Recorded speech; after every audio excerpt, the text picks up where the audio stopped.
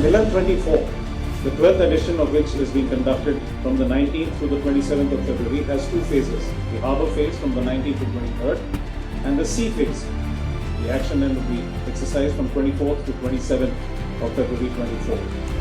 The participation in this year's edition sees 51 nations, 35 warships and submarines and 50 aircraft, which will all be a part of this exercise. We have 51 partner navies from around the world that are participating in Milan 24, making it actually one of the largest maritime naval exercises in the world. You can see we have 4 countries from the Americas, 5 from Europe, 16 from Africa, 22 from Asia and 4 from the Australian and the Oceanic. We have a dedicated deep submergence rescue vehicle demonstration for all the submarine operating navies, which has been a huge hit in the past editions too.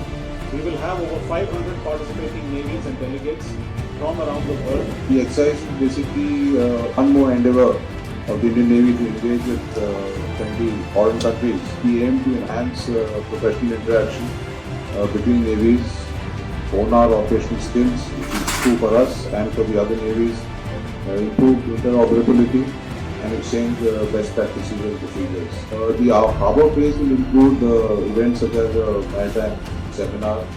There will also be a city parade with the visiting ships participating with their contingents, marching contingents. During the sea phase, all the participating navies will be engaged in a large gamut of operational exercises and drills, and we do multiple groups since there are large ships involved.